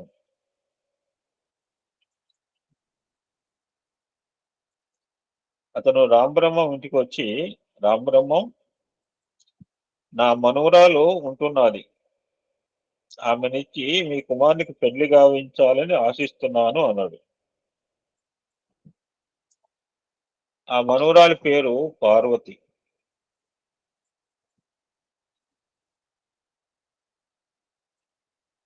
రామబ్రహ్మం ఇదే విషయాన్ని చింతిస్తూ ఉండటం చేత మనం ఒక డైలాగ్ వాడుతుంటాం, వెతకపోయిన తీగ కాలికే చుట్టుకున్నట్లుగా ఆనందించాడు. సరే అన్నాడు. ఒక వారం లోపలనే పెళ్లి కూడా జరిగిపోయింది. 2 నెలలు గడిచిందో లేదో ఆ పార్వతమ్మ మరణించింది. రామబ్రహ్మం కూడా మరణించాడు. తల్లిగారు అయిన సీతమ్మ చాలా బాధపడి సహగమనానికి సిద్ధపడింది.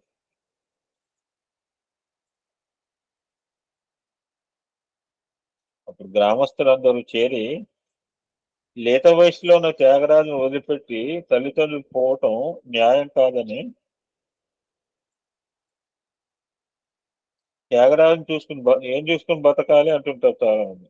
ఏం చూసుకుని బతుకుతారు? అలా నిబ్బరంగా ఉన్న చాలా మంది ఉన్నారు. త్యాగరాజును చూసుకుని బతుకమని ఆమెను అనేక విధములుగా ప్రాధాయపడి సహగమనాన్ని నిలిపినారు గ్రామస్తులు.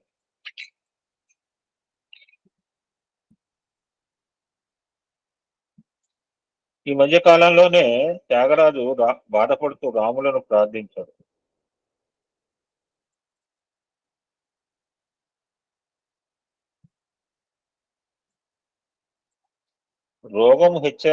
రోగము హెచ్చయ్యే సమయం లోపలనే ఔషధం సరిగా పనిచేస్తుంది అని, ఇది సరి అయిన సమయమని నారదుడు భావించి రామకృష్ణానంద రూపంలో వచ్చాట. వచ్చి సీతమ్మతో, అమ్మా మీ కుమారుడు ఎక్కడా అని కుమారుని పిలిపించి ఒంటరిగా తీసుకెళ్లి అతనికి స్వర్ణార్ణవము అనే పుస్తకాన్ని ఇచ్చాట. స్వర్ణార్ణవము స్వర్ణార్ణవం జగత్తులో ఎవరికి లభించేది కాదు. ఇది తుంబురులు నారదులకు తప్ప అన్యులకు చిక్కేది కాదంటున్నారు స్వామి.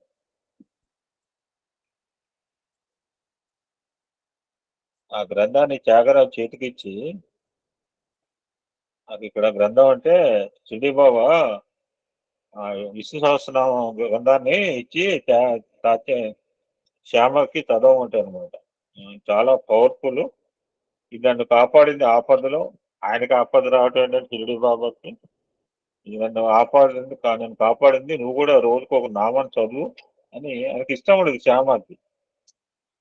ఈ నామస్మరణ విశిష్టలో ఆ సన్నివేశం కూడా పెట్టడం జరిగింది. నాకు బుక్ అనగా అది గుర్తుకొచ్చింది. ఆ గ్రంథాన్ని త్యాగరాజు చేతికి ఇచ్చి, నేను రామకృష్ణానంద కాదు, సాక్షాత్ నారదుణ్ణి. ఆనాడు వాల్మీకి నేను రామాయణంను బోధ చేసి కావ్య రూపంలో జగత్తుకు అందింపజేసినాను. ఈనాడు నీ ద్వారా గాన రూపంలో జగత్తునకు అందించాలని సంకల్పించుకున్నాను. 2 చోట్ల నారదుడే ప్రేరణ.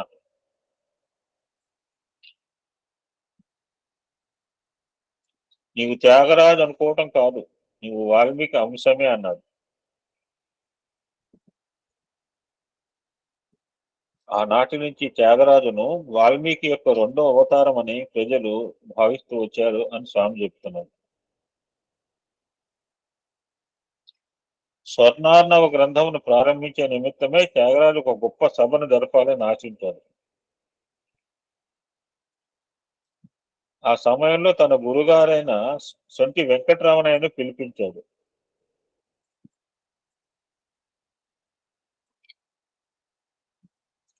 తొంటి వెంకటరమణయ్య స్వర్ణానం చూసి ఆనందించి గురోర్ గురుహు, నువ్వు అందరికంటే గొప్పవాడు అవుతావు నాయన అని అతను కీర్తించాడు. ఈ సమావేశంలో కవులు, గాయకులు, పండితులు చేరి త్యాగరాజును తిరిగి గృహస్థునిగా చేయాలని పట్టుబట్టారు.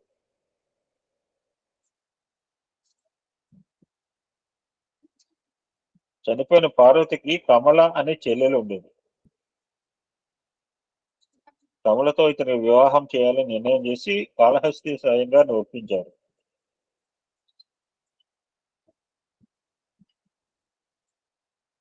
ఒక వారం లోపునే పెళ్లి జరిగిపోయింది. ఆ స్వర్ణానం ప్రారంభించిన నాటి నుంచి త్యాగరాయ వాగ్ధోరణి సరళంగా సాగిపోతూ వచ్చింది.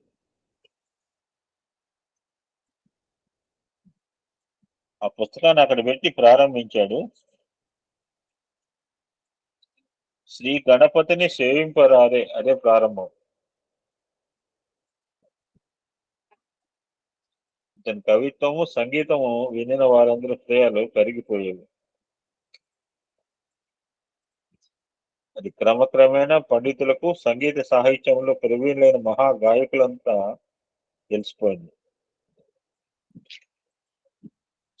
ఇతని సంగీతము హృదయము, భావము రెండింటిని ఇమిడ్చి భక్తి రసంతో కూడిన సంగీతంగా రూపొందింది. గాయకులు శృతి, లయ, రాగ, తాళములు మాత్రమే చూస్తారు, కానీ త్యాగరాజు అట్లా కాదు. శృతి లయ రాగ తాళములు తమంత తామే చేరిపోతున్నాయి. ఈయనకి భావమే అతనికి ఆధారం.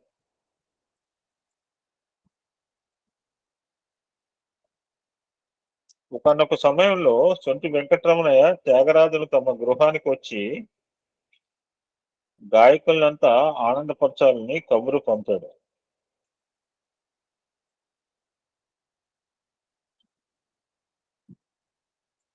అక్కడ భోజనానంతరము గాయకులందరినీ చేర్చి, త్యాగు, నీవు గానం చేసి ఈ గాయకులను నీ కవిత్వం చేత, నీ పాండిత్యం చేత, నీ భావశుద్ధి చేత ఆనంద పెట్టమని కోరాడు.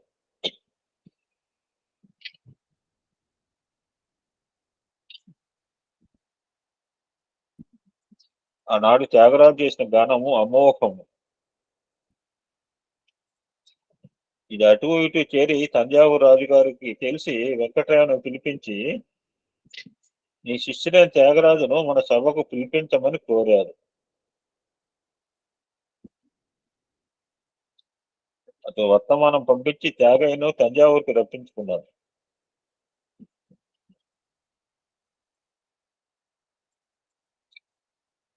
కొంచెం వెంకటరామని చెప్పిన సంగతి వినగానే త్యాగయ్య ఇలా ప్రార్థించాడు.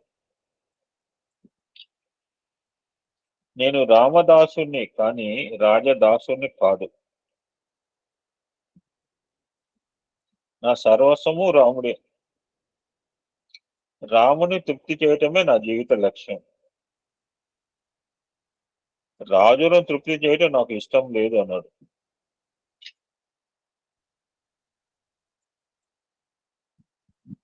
తొంటి వెంకటరమణే తన గురువు. తను మనవరాలు ఇచ్చి పెళ్లి చేసిన వీణ కాళహస్తయ్య గారు రాజు దగ్గర సంగీతం వినిపించి రాజు మన్నలను పొందమని కోరినారు. గురువాజ్ఞను ధిక్కరించే స్వభావం కాదు త్యాగరాజుది. గురువుకు నమస్కరించి, మీరందరూ అంటుంటారు గురూజీ, మీ ఆజ్ఞను నేను శిరసావిస్తున్నాను, కానీ రాజును మెప్పించే ఉద్దేశం కాదు అన్నాడు.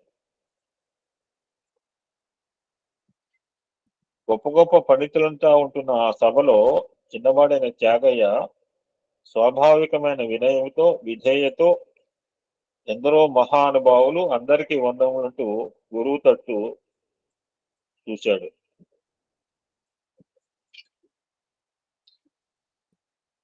చంద్రువు వర్ణుని అందచందమును, హృదయార వందమును చూచి బ్రహ్మానందం భావించు వారందరూ మహానుభావులు. సామాన్యంగా పండితులకు గర్వం అధికం, గాయకులకు మరింత అధికం. ఈ వినయ విధేయతలు చూసేటప్పటికి వీరందరికీ నేను బుద్ధి నేర్పినట్లుగా జరిగింది. ఈ గానం విని తంజావూరు మహారాజు కంటిదారులు కారుస్తూ ఆనందంలో మునిగిపోయాడు. తన జీవితంలో ఇలాంటి భావమిళితమైన గానమును, సంగీతమును వినలేదు అని తలంచుకున్నాడు. లలితా సుబ్రహ్మణ్యం ఒక కీర్తన పాడండి.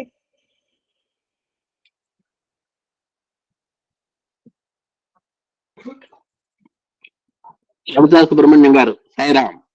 సాయిరామ్. ఒక కీర్తన పాడండి, త్యాగరాజ కీర్తన. అవును సార్.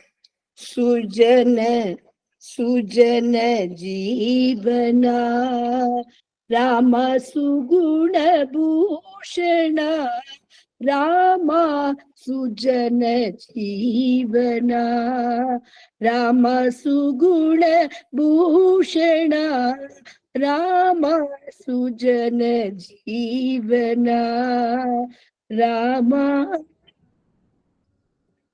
భుజగభూషణ చిత భుజగభూషణ చిత బుధ జనావన భుజగభూషణ చిత బుధ జనావన జవంతిత శ్రుత జంతన దశ తురంగమా అజవంతిత శ్రుత జంతన దశ తురంగమా రామ సుజన జీవన రామ సుగుణ భూషణ రామ సుజన జీవన రామ చారునేత్ర శ్రీకళత్ర శ్రీరమ్య గాత్ర చారునేత్ర శ్రీకళత్ర శ్రీరమ్య గాత్ర తారక నామ సుచరిత్ర దశధర పుత్ర తారక నామ సుచరిత్ర దశధర పుత్ర తారకాతిపా తారకాతిపా ధర్మ పాలన తారకాతిపా ధర్మ పాలన రఘువర నిర్మల త్యాగరాజన్ నూత తరయే రఘువర నిర్మల త్యాగరాజన్ నూత సుజన జీవన రామ సుగుణ భూషణ రామ సుజన జీవన Rama. Thank you Sairam.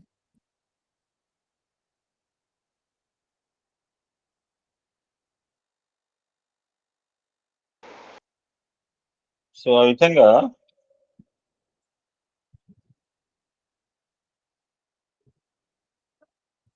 Don't admit anybody. ఎవరి ఏం చేస్తారు 12 గంటలకు వచ్చి డోంట్ ఎడ్మిట్.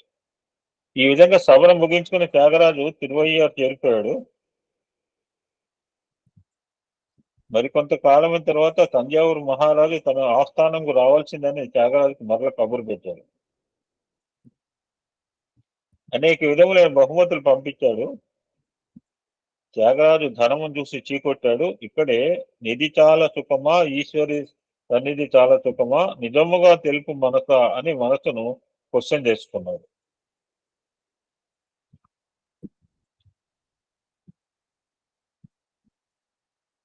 వీడికంటే పెద్దవాడు ఉన్నాడుగా జపేష్ బ్రదర్. చాలా మంది ఉంటారు ఇటువంటి బ్రదర్స్. ఈ భావమును గుర్తించిన జపేశుడు ఉగ్రుడైనాడు. మన ఇంటి పరిస్థితి నీకు తెలుసు కూడాను, వచ్చిన లక్ష్మిని కాలదన్నే నీ అంత మూర్ఖుడు ఎప్పుడైనా ఉంటాడా? నువ్వు చాలా మూర్ఖుడుగా ఉంటున్నావు. ఈ ధనమును అంగీకరించమని ఒత్తిడి పెట్టాడు.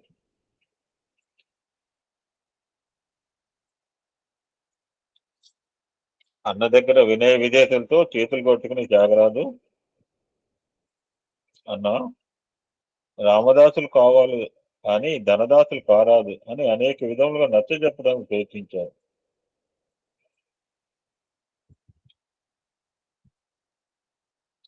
అన్నకు చెప్పి ప్రయోజనం లేదని బయటకు వచ్చి రాజభటులతో చెప్పాడు.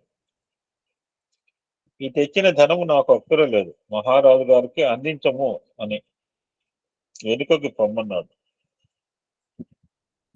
వచ్చిన రాజభటులు త్యాగరాజు ఆజ్ఞను శంసావహించి కానుకలను వెనుకకు తీసుకువెళ్లారు. ఈ దృశ్యం చూసిన జపేషన్ మండిపోయి, నీకు నాకు ఇక సంబంధం లేదు, ఈ కుటుంబం చీలిపోతున్నది, నీ మొండితనమే మన సంసారమునకు హాని కలిగిస్తున్నది అని తూలనాడి రెండో దినమే ఆ ఇంటికి 2 గోడలు కట్టించి ఇంకా అతనితో కలిసి ఉండటానికి వీలు కాదని పూర్తి విరుద్ధంగా మారిపోయాడు.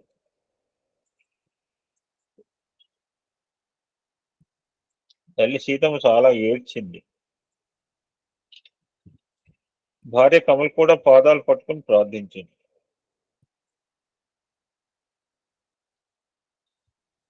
అన్న మనసును నొప్పించరాదు అని బోధించారు.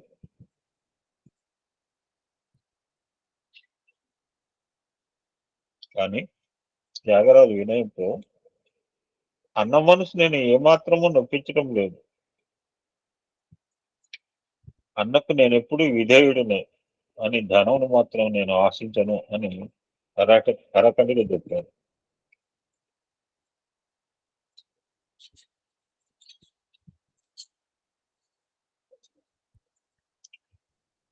గోడ వెనుక భాగంలో నిత్యం త్యాగరాజు గానం చేస్తుంటే చెవులు పట్టుకునేవాడు జపేచుడు.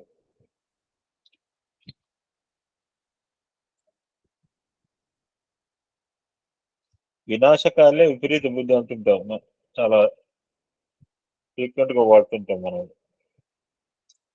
వినాశకాలే విపరీత బుద్ధి అన్నట్లుగా వినాశకాలం రాబోయే సమయం కనుక ఒకనాడు అతనికి విపరీతమైన బుద్ధి పుట్టింది. అర్ధరాత్రి త్యాగరాజు నిద్రించే సమయంలో జపేశుడు ఒక నిచ్చెన వేసుకుని పూజా మందిరంలో దిగి త్యాగరాజు పూజించుకున్న సీతారామ లక్ష్మణ హనుమంతుల విగ్రహాలు తీసుకుని కావ్య నదిలో పడవేశాడు.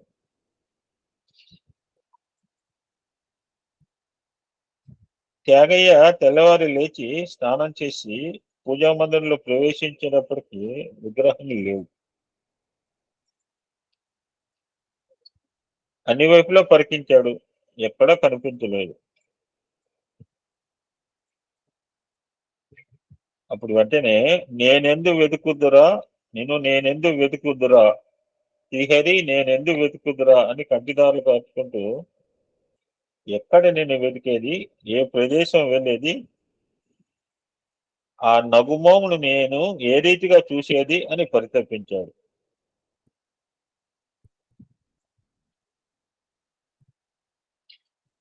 త్యాగరాజు సంగీతం ఏదో పొద్దుపోని సమయంలో రాసి పెట్టుకునేది కాదు.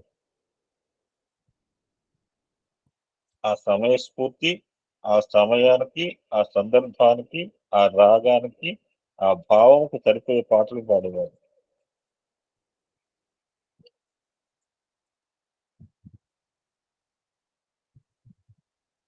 అక్కడ ఉండే ట్యూన్స్ అంతా ఏ సమయం, ఏ పరిస్థితి ఎందు ఏ విధమైన రాగము వేయాలి అనేది తనకు తెలియకుండానే దైవానుగ్రహంతో ప్రారంభమైంది. ఇతనికి ఇందాక చెప్పిన మరో సాంగ్ రిపీట్ చేస్తున్నాను, ఇతనికి భావం ప్రధానం.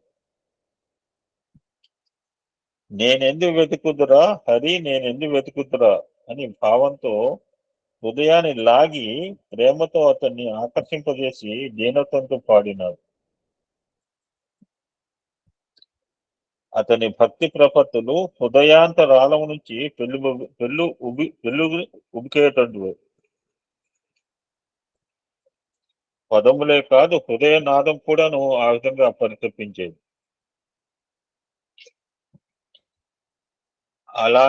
ఇలాంటి భక్తి ప్రపత్తులతో నిండి ఉండేవాడు త్యాగయ్య. రాముడు తప్ప అన్యము అతనికి ఏమాత్రము కనిపించేది కాదు. రామదర్శనం లేకుండా త్యాగాలు క్షణమైన ఉండేవాడు కాదు. కానీ అది త్యాగరాజు లోపమే. భగవంతుడు సర్వత్రా ఉండినప్పుడు ఆ విగ్రహం పైనే తన మనసుని ఎందుకు నియమించుకోవాలి? ఇది ప్రాకృతమైన అపేక్షయే. ఇది ప్రాకృతమైన అపేక్ష ఉండటం చేతనే తన దుఃఖానికి గురవుతూ వచ్చాడు. ఏమని చెప్తున్నారు? ఎవరైతే ఈ ప్రాకృత భావంలో ఆరాధన సాగుతూ వస్తారో అప్పుడు వారికి అన్ని సందేహాలే పుడుతుంటాయి. ఎందుకంటే ఇది ప్రకృతి స్వభావం. ఇందులో సందేహం చీమలు పుట్టవలే పుడుతుంటాయి. దీనికి కారణం ఏంటి అంటే కోరికలు కూడా చీమలు పుట్టవల వల్లే పుట్టటమే. ఈ కోరికలను సందేహాలు నీడవలే అనుసరిస్తుంటాయి. ఈ విధమైన ప్రాకృత వాంఛను అరికట్టుకోలేక త్యాగరాజుకు రావణుపై కోపం వచ్చింది. ఏమవుతున్నాడు చూడండి, నేను నిరంతరం రామచింతన చేస్తున్నాను, నా జీవితంలో జాగ్రత్త స్వప్నం సృష్టిస్తాను, రామచింతన మరవలేదు కనుక నా భక్తి నాకు తెలుసు. అయితే ఇప్పుడు నాలో భక్తి లేదా, లేకపోతే రామునిలో శక్తి లేదా అని యోచించాడు.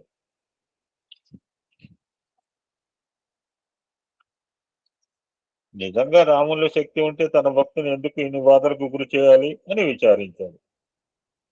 ఇదే పెద్ద పిచ్చితనం అంటున్నాడు స్వామి.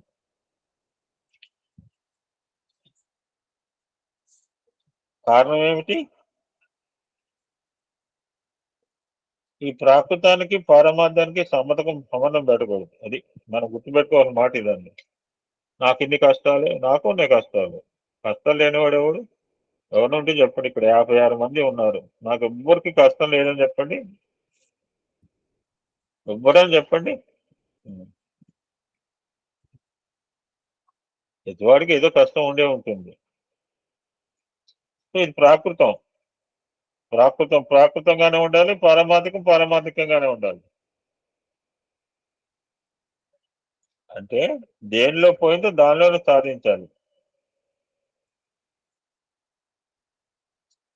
అయితే త్యాగరాజులో భక్తి ఉన్నది కనుక మళ్ళీ విచారించాడు. మనలాంటి వాళ్ళకైతే ఒక థాట్లో పడిపోతే పొద్దున్న నగ సంగీతం చేస్తున్నాను, 2 hours సత్సంగం చెప్తాను, మళ్ళీ నా కన్నయ్య నగరికి పోతాను, నారాయణ సేవ చేస్తాను, బాల వికాస్ పోయించాను, పొద్దున శంకరా స్కూల్కి, మళ్ళీ సాయంత్రం వీలైతే భజన పాల్గొంటాను, ప్రతింబావులు సత్సంగాలు పెడుతుంటాను.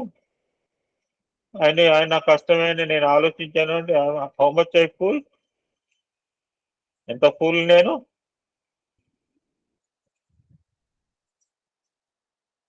కానీ త్యాగరాజు వెంటనే రికలెక్ట్ చేసుకున్నాడు. He got a doubt about Rama's power. రాముడిలో శక్తి లోపించింది, నాలో భక్తి తగ్గలేదు అని వచ్చింది. నా కష్టాలు ఎందుకు తీర్చాడు అనుకున్నాడు. అక్కడే ఉండిపోలా.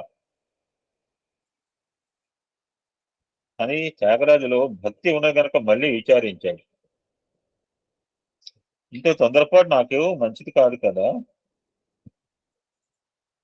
అయ్యో ఎంత తప్పుగా భావించాను, రాముడిలో శక్తి లేదు అనుకున్నాను. నిజంగా శ్రీరాములో శక్తి లేకపోతే కపి వారధి దాటినా లక్ష్మీదేవి వలుతునా, లక్ష్మణుడు కొలుతునా, సూక్ష్మ బుద్ధి గల భరత చూసి మొక్కున అప్ప రామశక్తి ఎంత గొప్పదిరా అని కీర్తించాడు. ఆయన దగ్గర 2 ఉంటాయి, నిందాస్థుతులు అన్నమాట. ఇంకెవరన్నా రామకీర్తన చేస్తే చేయండి. ఈ రోజుకి ఇక్కడ ఆపుదాం. You can continue tomorrow. Anybody want to sing on రామకీర్తన, ఇట్ ఆల్సో రికార్డెడ్. జై సాయిరామ్.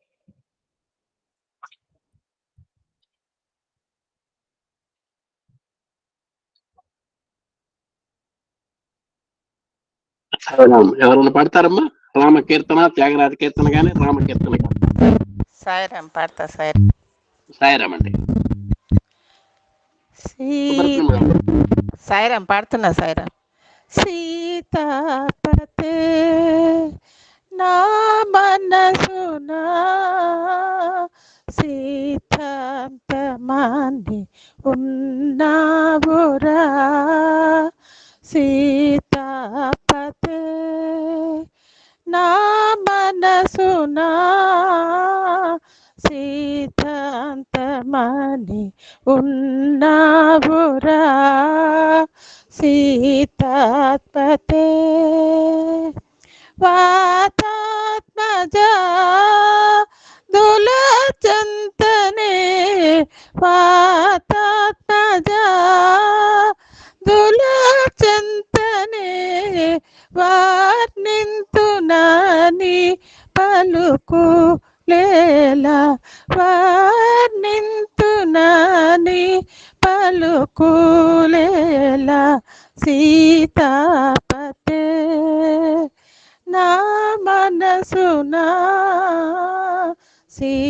సీతాంతమాన్ని ఉన్నావురా సీతాపతే ప్రేమ చూపి నాపై పెద్ద మనసు చేసి ప్రేమ చూపి నాపై పెద్ద మనసు చేసి నీ మహిమలల్ల నిండార చూపి నీ మహిని బాయ మేటి కన్న మాట నీ మహిని బాయ మేటి కన్న మాట రామచంద్ర త్యాగ రాజ వినుత రామచంద్ర త్యాగ రాజ వినుత సీతాపతే నా మనసునా సీతాంతమాన్ని ఉన్నావురా సీతాపతే. సాయిరామమ్మ. అటు విజయలక్ష్మి గారు పాడతారమ్మా? సాయిరామ్ అంబటి పాడతారా? పాడండి. మరుగేలరా ఓ రాఘవా మరుగేలరా ఓ రాఘవా మరుగేలరా ఓ రాఘవా మరుగేల చేర చర రూప పరా మరుగేల చేర చర రూప పర సూర్య సుధాకరలోచన మరుగేలరా ఓ రాఘవా అన్నీ నీవనుచు అంతరంగమున అన్నీ నీవనుచు అంతరంగమున తిన్నగా వెదకి తెలుసుకుంటేనయ్యా తిన్నగా వెదకి తెలుసుకుంటేనయ్యా నిన్నే గాని మదిని పేరెన్నగాలను నిన్నే గాని మదిని పేరెన్నగాలను నన్ను బ్రహ్మవయ్య త్యాగరాజనూత నన్ను బ్రహ్మవయ్య త్యాగరాజనూత మరుగేలరా ఓ రాఘవా మరుగేలరా ఓ రాఘవా మరుగేలరా ఓ రాఘవా. సాయిరామ్ సార్. సాయిరామండి. ఈరోజు ధన్వంతరి మాలతి కులకర్ణి గారు రెడీగా ఉండాలి. ఇప్పుడు టి నాగమణి గారు పాట పాడతారు.